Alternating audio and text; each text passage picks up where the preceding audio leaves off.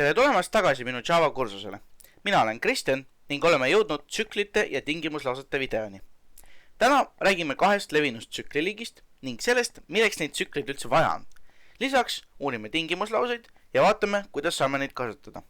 Kursuse viimases videos vaatame üle loendid ja tabelid ning uurime viimast tsüklit. Aga aitab rääkimisest. Hakkame pihta!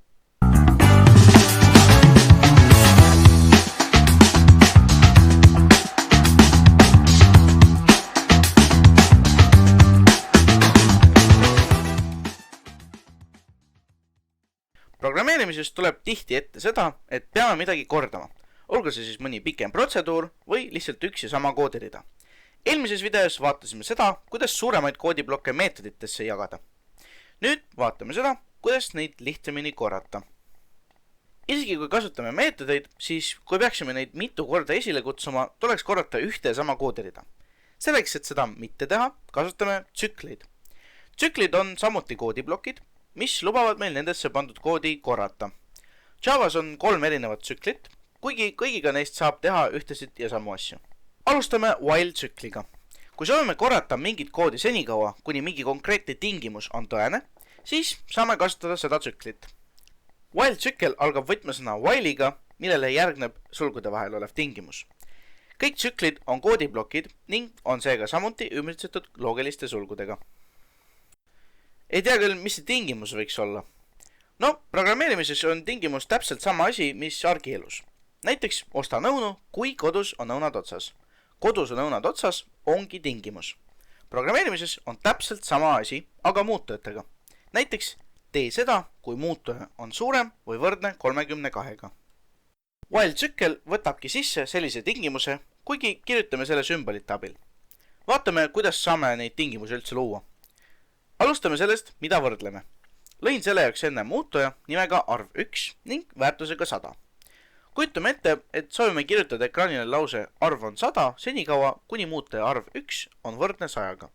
Selleks kirjutame järgmise tingimuse. Arvude võrdsust saame kontrollida topeltvõrdusmärgiga. Pange tähele, 1 võrdusmärk muudab väärtust, 2 kontrollivad võrdsust. Nii. Kokku tuleb arv 1, võrdusmärk, 100. See ongi meie tingimus. Lisame tsüklisse ka meetodi system.out.println, millega kirjutame fraasi arv on 100. Super! Nüüd, kui paneme programmi tööle, võime nautida lõputut sõnumite jada. Paneme seal nüüd kinni ka, see ei lõppegi kunagi muidu. Sellest rääkides, tsükleid saab ka enneaegselt lõpetada. Kui soovin mingil hetkel tsükli ära lõpetada, saan kasutada võtmesõna break.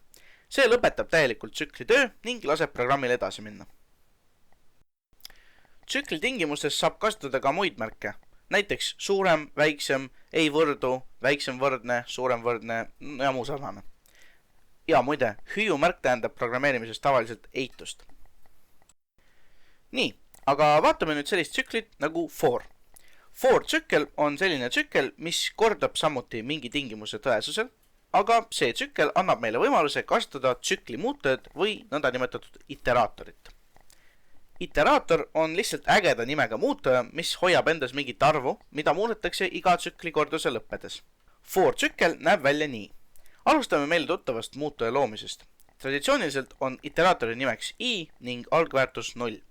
Pange tähele, sõltuvalt teie olukorrast võib iteraatorile anda ka muid väärtusi, näiteks kui soovite alustada 2 või 7. Järgmisena ning eraldatud semikooloniga anname tingimuse. Tüüpiliselt on for tsüklil see seotud iteraatoriga. Mina panen näiteks i on väiksem kui 10. See tähendab, et tsükkel kordub senikaua, kuni muutuja i väärtus on väiksem kui arv 10. Kolmanda asjana lisame selle, mis toimub iteraatoriga. Kui see lihtsalt suureneb ühe võrra, võime kasutada nõndanimetatud inkrementimisoperaatorit. Lihtsas keeles 2 plussi, mis suurendavad muutuja väärtust ühe korra. Samuti on olemas ka dekrementimisoperator ehk 2 miinust, mis vähendavad väärtust ühe võrra. Sarnaselt while'ile saame lisada siia oma koodi. Pange tähele ka seda, et iteraatorit on võimalik kasutada ka tsükli sees. See on täiesti tavaline muutuja, aga see on kasutatav vaid konkreetse tsükli piires. Lisaks ei pea muutuja sugugi muutuma ainult ühe võrra. Lühendused muutuja muutmiseks on üsna loogilised. Kui soovite korrutada muutujat mingi arvu võrra, kasutage korrutus- ja võrdusmärki. Kui liita, siis liitmis- ja võrdusmärki. Siin on näiteks näide tsüklist, milles muutuja muutub 10 võrra. Oleme siin mitu korda rääkinud tingimustest ning ka ise neid ehitanud. Peame rääkima ka sellisest kontseptsioonist nagu tingimuslaused. Usun, et olete kuulnud sellisest sõnast nagu if. Jah, peale selle, et see on tüüpiline ingliskeelne sõna, siis on see ka tähtis kontseptsioon programmeerimiskeeltes. Tingimuslausete abil saame käitada mingit koodi ainult siis, kui mingi tingimus on täidetud. Kui soovin muutujat suurendada siis, kui see on väiksem mingist arvust või isegi teisest muutujast, saangi kasutada tingimuslauseid. Tingimuslaused näevad välja nii. Võtmesõna ifile järgneb mingisugune tingimus, mis on sulgude vahel, ning loogilised sulud.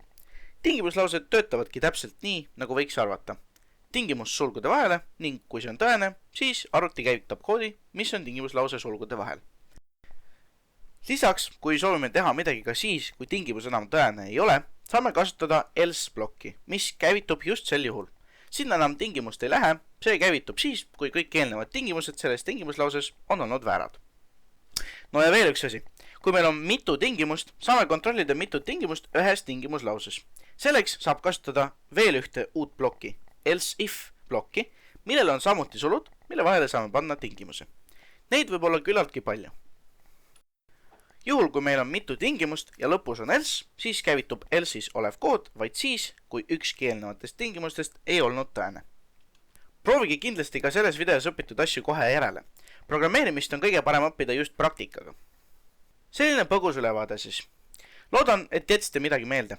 Ees ootab meid veel viimane video, kus räägime loenditest ja itereerimisest ning tõmbame lõpuks otsad kokku. Kohtume järgmises videos.